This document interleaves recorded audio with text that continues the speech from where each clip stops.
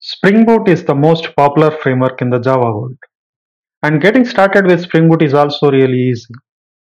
However, understanding it and mastering Spring Boot framework takes some good amount of time and practice. If you have already worked with Java and Spring, then working with Spring Boot is easy. But if you are completely new to Spring and start working with Spring Boot, then Spring Boot might look like magic. Your Spring Boot application might be working, but you don't know why and how it is working. That is definitely not the state you want to be in as a software developer. You should definitely know why it is working so that when it doesn't work, you will be able to debug and figure out what is going wrong. I am starting a new Spring Boot tips series for the people who not only want to learn Spring Boot but also understand how it works behind the scenes. In this Spring Boot tips series, in each video, I'll pick up a couple of Spring Boot features and explain them in detail. In this first part of the series, we are going to learn how to manage Spring Boot application dependencies in a Maven project.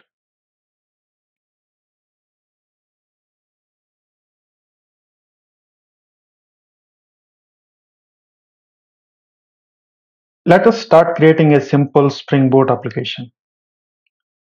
Let's go to start.spring.io, select Maven project and choose Java as the language, and select most recent Spring Boot version and provide the project metadata. I'll give com.SivaLabs as group, Spring Boot tips part 1 as artifact, and I'll change package name to com.sivalabs.springboottips, and I'll leave packaging as jar and select 17 as Java version, and I will add Spring Web and Lombok as starters, and I'll generate the application. Now I can unzip this zip file and import into my IDE. I have imported the project Spring Boot Tips Part 1 into my IDE IntelliJ IDEA. When I open pom.xml, I can see we have Spring Boot Starter Parent as the parent module and Java 17,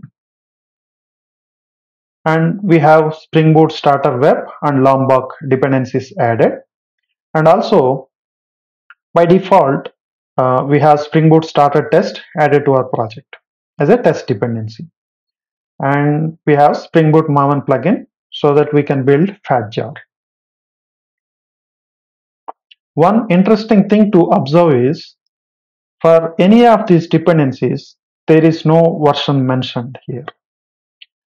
Then how does our Maven project figure out what version of this library to use? How does it know which version of these dependencies it should be using, right? So that is what we are going to explore and understand.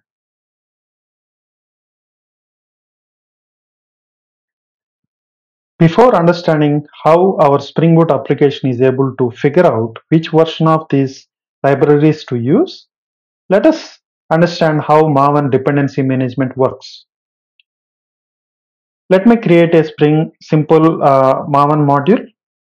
I am creating a Maven project with name Maven demo, and I am choosing Java and build system is Maven, and I am giving group ID as com.sivalabs. Artifact ID is Maven demo. I am creating a new module here.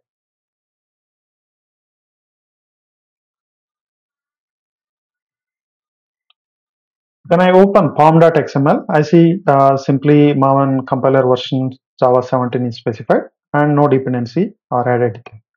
Now let us add Junit dependency.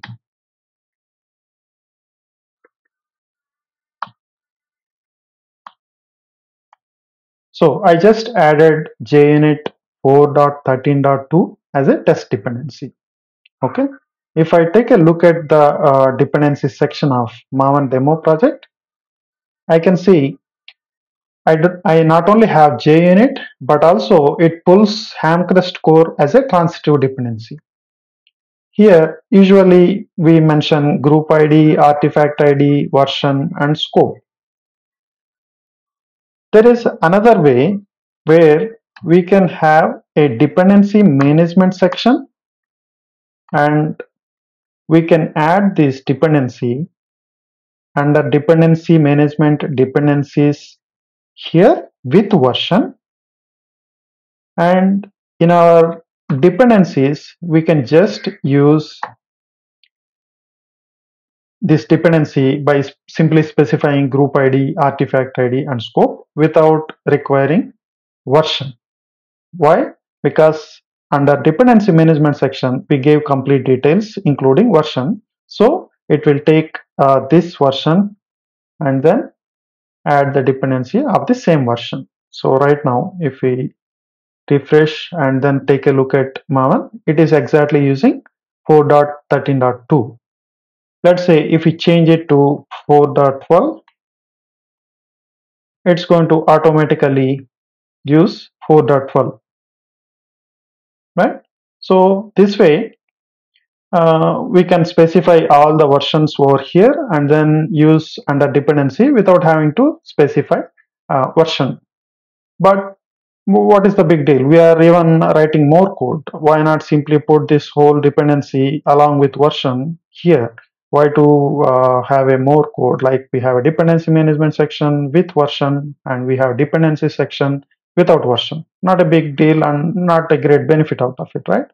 But imagine, let's say here when we add JUnit 4.12, it is also bringing Hamcrest core, right?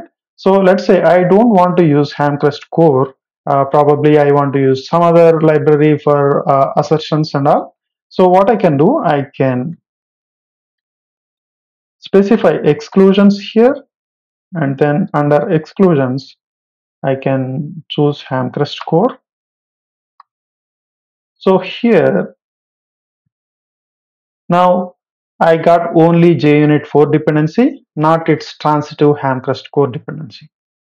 Again, there is nothing much benefit over here. We have exact same definition. Why can't we simply take this whole thing and then add it under dependency, right? It is exactly same. Why to have more code? The benefit is, let us say this is one project, right? Let's say you have multiple projects. What do you need to do? And you want to use JUnit 4.12, but you don't want to use Hamcrest, you want to use something else. What you need to do? You need to copy paste the whole thing again and again in every project, right? So instead of doing that, let's say in your organization you have some org-wide preferences. Okay, let us all use assert J instead of Hamcrest for assertions, JUnit assertions, something like that. Also, at the org-wide level, we want to use certain version of JUnit library, for that matter, any library. Maybe that is already scanned for security vulnerabilities and things like that, and it is a approved library.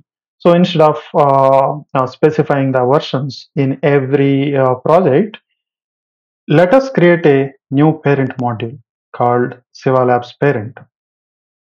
I'm giving module name as SivaLabs parent, and I'm choosing Java as the language, Maven as the build system, and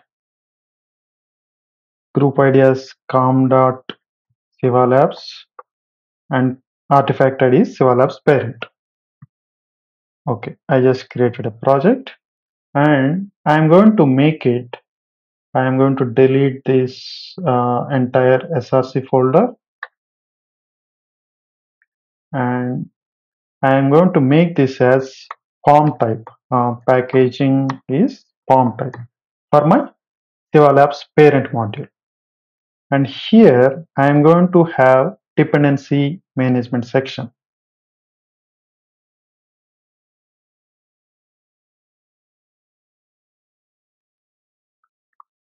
Let's say this is my org-wide parent POM, that I want every other project to use. Okay, because I have configured all the dependencies that are scanned and approved. So I want all the projects to be consistently using the same library to be on secure and safe side. So now what I can do, I can make my module extend from the parent. So inside this parent, I am going to put my parent POM details, group ID, artifact ID, and version. And also here, because I haven't yet deployed, I can specify where is the relative POM file. It is under SivaLabs parent POM.xml, right? So now with that, I have my parent. I can remove this dependency management section here. And if you notice, still I am able to use JUnit dependency without having to specify version. How? Because I have my parent, and in this pom.xml, I have dependency management section where I have configured JUnit to use version 4.12, and it's of type POM, which I inherited from. Now I can use those dependencies without having to specify version. Now I guess you understood where I am heading towards. If we go back to our Spring Boot tips part 1, open pom.xml, and here we have this parent, Spring Boot starter parent, and we have included couple of dependencies without having any version here, right? Now let us dig through what is there in this parent. I'm going into Spring Boot starter parent POM, and again it itself have another parent called Spring Boot dependencies. I'm going into pom.xml of Spring Boot dependencies pom.xml. Here if you scroll down under property section, there are a lot of property versions defined: ActiveMQ, Antelar, AspectJ, a lot of things. There are plenty of libraries that are commonly used with Spring Boot. All those version numbers are specified here, and also there is dependency management section which contains all those dependencies with version specified. Let's say, let us check for starter web, right? We have included in our project Spring Boot starter web. Here it specified the version as 267. So that is why we are able to include these dependencies without having to specify version number. It is going to use whatever is specified in its parent. So which is nothing but 267. Cool. So that means any libraries that are defined under dependency management section of this Spring Boot dependencies, we can use without having to specify any version. Let us say in many of these Java applications, we use Commons Lang library, right? Commons Lang. The recent version is Commons Lang 3. Let me pick this dependency and add it here. Now let me remove this version and refresh my Maven project.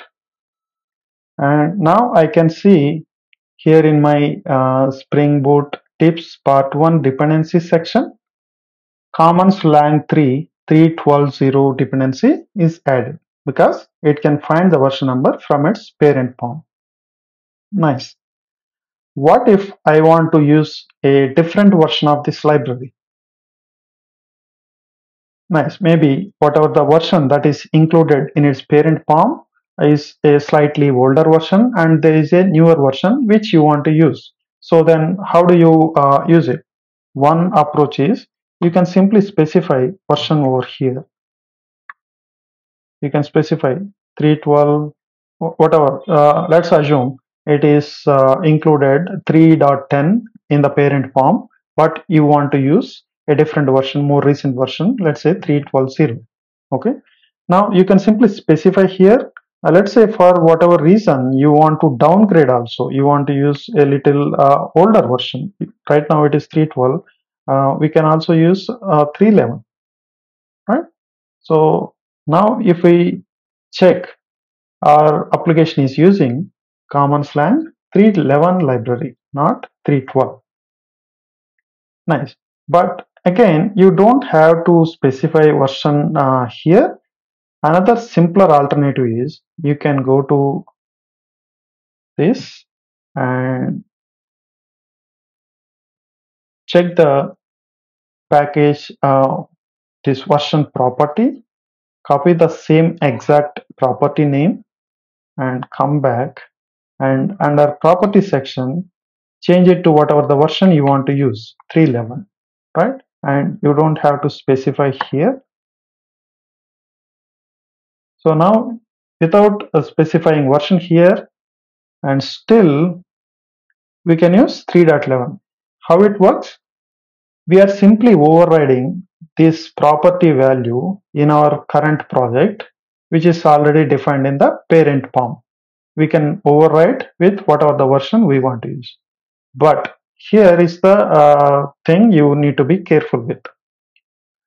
All the libraries and versions mentioned here, they are sort of verified to work fine with the Spring Boot version, which is 2.6.7.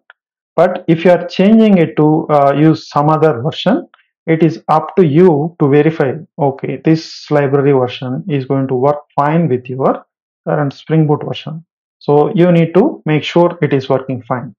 As long as you are using whatever is defined in the parent POM, then most likely it is going to work as expected. We have just seen how we can use libraries that are defined in the parent POM. We can also call them as managed dependencies. What if we want to use some library that are not defined in the parent POM? Let's say, in addition to common slang, another common library that we use is commons IO for doing any IO operations, but that is not defined over here. So in that case, if you are using any libraries that are not defined in our parent POM, we need to include version number as well.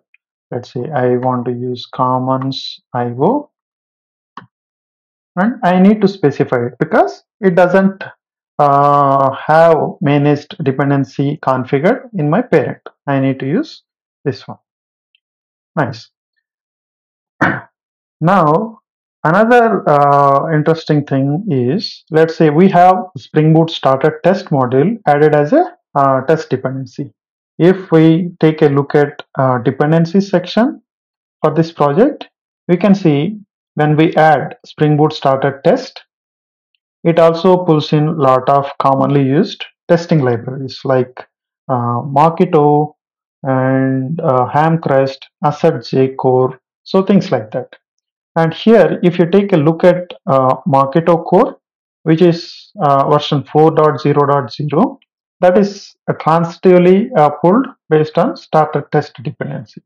Now, what if I want to use a different version of Marketo core? There is a newer version of Marketo core which I want to use. How to do it?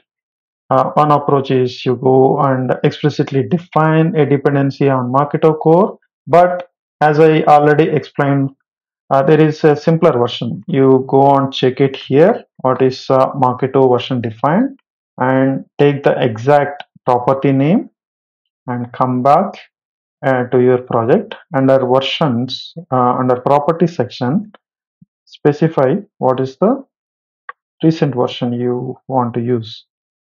Let us go to Maven repository and search for Marketo core. Here you can see 4.5.1 is the latest version. Let's say we want to use that. Here 4.5.1, you can specify and refresh the project. Now, if you notice, Marketo core version is 4.5.1 instead of 4.0.0.